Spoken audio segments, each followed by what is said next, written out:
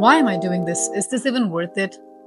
We're not gonna overthink, we're just gonna start filming. All right, so here's the thing. Creating is not easy. Some days it's like, I wanna do X, Y, and Z and ABC as well. Some days it's like, what am I supposed to create? I've been there, and this video is not top 10 things you need to do to become a top creator. This video is actually for people like me who just love creating because they love creating. And if that's you, let's talk about how to stay creative even on days you're feeling stuck. I have this idea, but what if it isn't good enough? Who decides what's not good enough? Just do it, Nike. The problem is we're all waiting for this perfect idea, looking at other creators, thinking about how can I create something like this person, but make it mine, and then we save it for later. We're waiting for inspiration to strike. Some days we feel like it, some days we don't feel like it. And the problem is there's this thing called neuroplasticity, and it only works when you actually take action, not think about taking action. I used to be this person. I always used to sit down on Instagram, save ideas for the future, tell myself that I'm going to create something, and then never actually doing the thing. And neuroplasticity only works, which is basically your brain rewiring itself. And that happens only when you actually sit down and do what you want to do. The longer you're sitting there overthinking, the harder it gets to start. It's like staring at this blank canvas and thinking, what if I mess this up? Newsflash, you cannot mess something up that doesn't even exist in the first place. So the first one is to stop overthinking and start creating, which leads me to my second point, which is how the hell do I start creating? My answer here is start journaling, and I'll explain.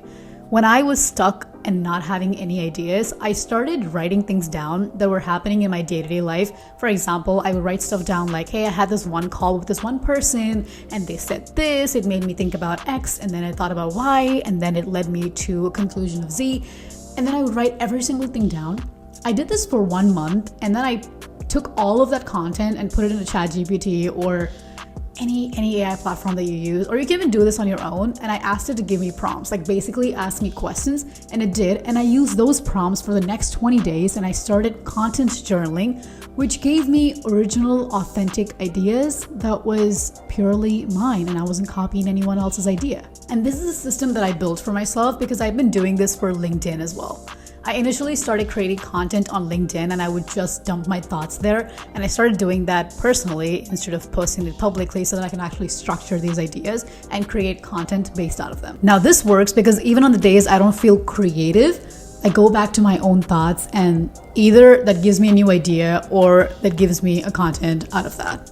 But what if my ideas suck?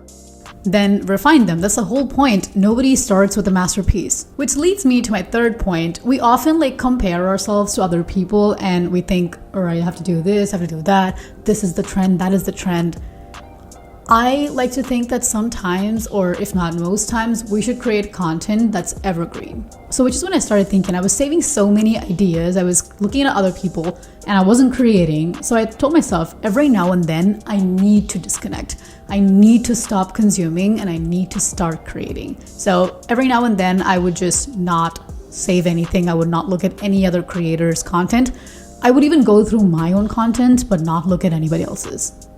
Wait, so no Instagram? No, we don't have to be dramatic. I'm just saying you can disconnect every now and then. My fourth point is consistency is about systems, not perfections. Consistency isn't about posting every single day. It's about posting quality content, even if you're posting only 2 or 3 times a week. And it's about building systems that actually work for you. For example, when I started creating content on LinkedIn 4 years ago, I would post every single day, but now I don't do that. I create content 2 or 3 times a week, and that content keeps working throughout the week, even if I'm not in the mood to create more content. There was a time when I used to get so obsessed with numbers. I would look at likes, comments, shares, impressions, and then I reminded myself, I'm creating content across so many different platforms: YouTube, Instagram, LinkedIn, TikTok, so many other things. I have my newsletter, I work part-time, I'm job hunting, I have a life to live, that I do not have to obsess over numbers. Now, don't get me wrong, I am a data analyst and I understand the importance of data, but I also think it's important to view yourself as a brand and not a person. This is not about you. This is about the type of content you're creating.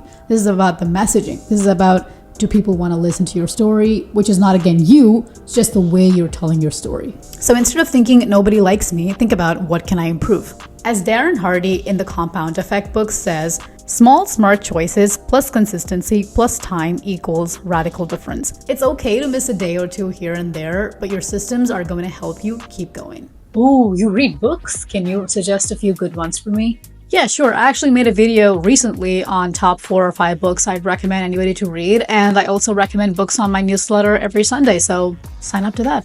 Newsletter? Oh, the twice weekly one you keep talking about?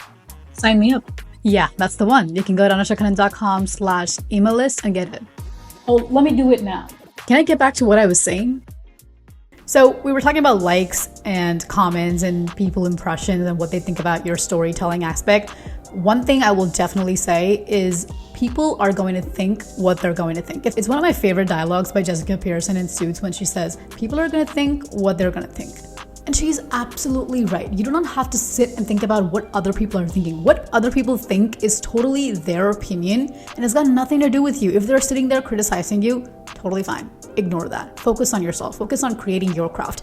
If I thought about what anybody has to say about this video other than good feedback, good in the sense like feedback that's actually going to help me become a better creator, I shouldn't care about that because I love creating and that's what I should focus on. Point number 6, I wouldn't be me if I didn't talk a little bit about balance because I do have a podcast called The Pivot to Balance. Sometimes I burn out and I don't like it, so I've been figuring out some systems that actually work for me. So I take 3 hours to sit down and write about all different ideas in my head, and I take 1 day to film all of the content ideas that I have. And like I mentioned, I content journal every week, so I have my prompts ready for the next week before Sunday. But here's a problem that I've had. Sometimes inspiration strikes on a random Tuesday afternoon and I feel like I want to make that into a content right away. And you know what? I hit record because my systems are in place for days I don't feel creative, not for days when I do feel creative.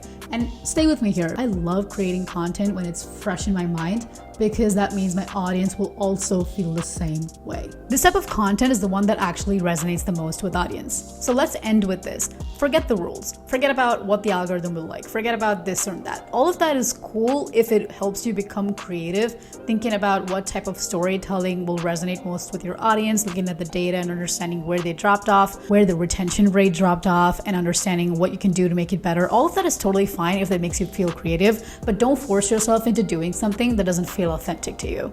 And I will say this, the only rule is to do what works for you. Some posts will flop, some posts will land, some posts will be in between, but the most important part is you had fun doing it and you learned something out of it. So that's what I've been focusing on days when I want to feel creative but feel stuck. And I've just been experimenting, learning, having fun, and just going with the flow. Oof. Do you think anyone will even watch this? Who cares? You had fun making it, right? If this helped you, let me know, or don't. Either way, I'll see you in the next one.